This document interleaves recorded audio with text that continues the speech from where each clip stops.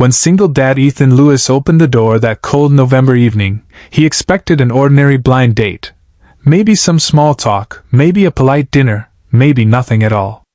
But the moment he saw the woman standing on his porch, shivering, nervous, clutching the strap of her handbag like it was the only thing holding her together, he froze. Because she leaned forward, lowered her voice, and whispered something that would change his life forever. "Please, don't send me away." And just like that, Ethan knew this night was going to be nothing like he imagined. Before we dive into the story, if you enjoy emotional, real-life kindness stories, make sure to like this video, subscribe, and leave a comment for us here at Kindness Diaries. Your support helps us bring more heartwarming stories to you every week. Ethan hadn't been on a date in 4 years, not since his wife passed away. His world had become small, quiet, predictable. He worked at the hardware store during the day, cooked simple meals at night, and spent every weekend helping his 8-year-old daughter, Lily, practice her little violin pieces. That was his life. Safe. Familiar. Maybe lonely, but he had learned to live with it. Then his sister decided to help. She signed him up for a local dating app, took his photo while he was changing a tire on her car, wrote a profile that made him sound far more interesting than he felt, and matched him with a woman named Maya. "Just coffee," his sister insisted. "She seems kind. You need someone kind."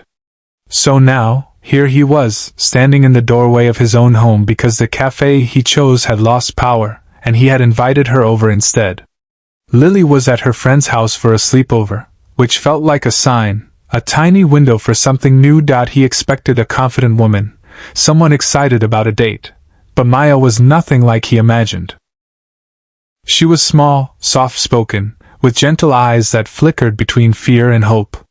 Her coat was damp from the drizzle outside, and her breath trembled when she exhaled. That was when she whispered, "Please, don't send me away." Ethan blinked. "Send you away? No, I'm glad you're here. Come in. Please." Her shoulders loosened a little. Just a little. She stepped inside, wiping her shoes politely on the mat, looking around his living room with a hesitant kind of curiosity, as if she wasn't sure she belonged. They sat at the kitchen table.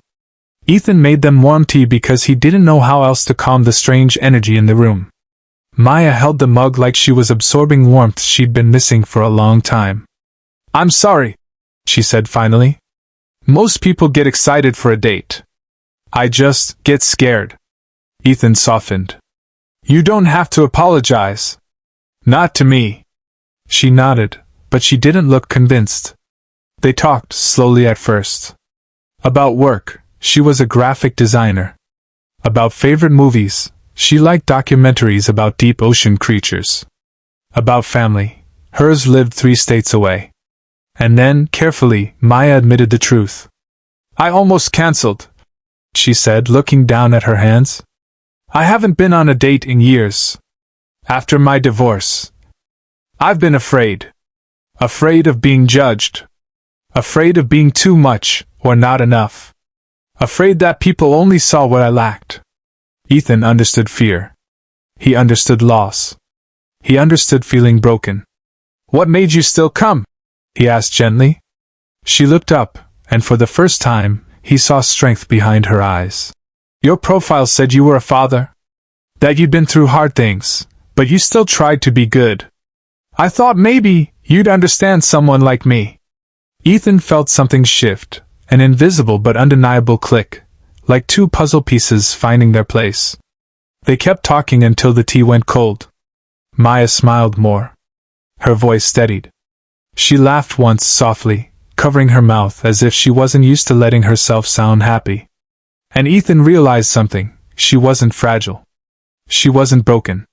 She was someone who had Sue. "No," she whispered. "You were more kind than I expected. That's why I should go." He didn't understand. Not at first. Then Maya bit her lip and confessed the real truth. "My ex-husband, he still texts me. Not because he wants me back. Just to remind me that no one else will. That I'll always run home because it's familiar. Because I'm weak. She swallowed. Tonight he sent a message. He said, "You'll be back before midnight.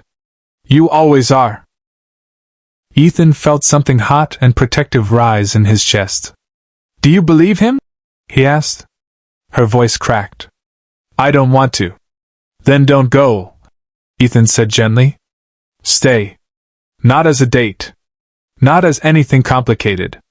Just stay where you feel safe." Maya's lip trembled. "Why are you being so kind to me?"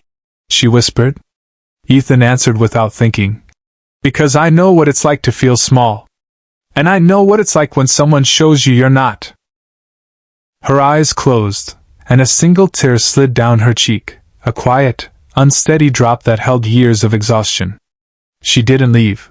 Instead, she breathed in deeply, sat back down, and for the first time that night, she looked comfortable in her own skin. They talked for 3 more hours. About dreams they'd abandoned. About fears they carried. About the kind of lives they still hoped to build, even if they were building from broken pieces. At one point, Maya asked, "Do you ever think kindness is dangerous? Like it makes you vulnerable?" Ethan thought about that. Maybe. But without kindness, people forget how to live. And I don't want to forget. Her smile then, soft and sincere, felt like sunlight breaking through a storm. By the time midnight came, Maya didn't glance at her phone. Didn't check for new messages. Didn't flinch at the thought of disappointing someone who had never cared for her. She simply stood at the door, her coat now dry, her posture taller than when she arrived. "Thank you," she whispered. "For letting me stay. For listening. For not judging me." "You never had anything to be judged for," Ethan replied. She hesitated. "Do you think we could meet again?" Ethan didn't answer with words. He simply smiled, genuine, warm, hopeful. Then she stepped forward, placed her hand gently over his, and whispered the same words she had spoken when she first arrived, but now they meant something entirely different. "Please, don't send me away." And Ethan knew he wouldn't. Not today. Not tomorrow. Not as long as kindness had a place in their lives. Sometimes kindness doesn't look grand or heroic. Sometimes it's just opening a door. Listening. Offering warmth when someone expects rejection. And sometimes kindness becomes the spark that helps 2 hurting people rediscover hope, together. If this story touched your heart, remember this: you never know whose life might change because you chose to be gentle, patient, or understanding. Kindness isn't small. It isn't weak. It's the quiet force that reminds us we're not alone. So today, wherever you are, be the reason someone feels safe to stay, not the reason they feel they need to run. And from all of us at Kindness Diaries, thank you for watching. Keep spreading kindness. It matters more than you think.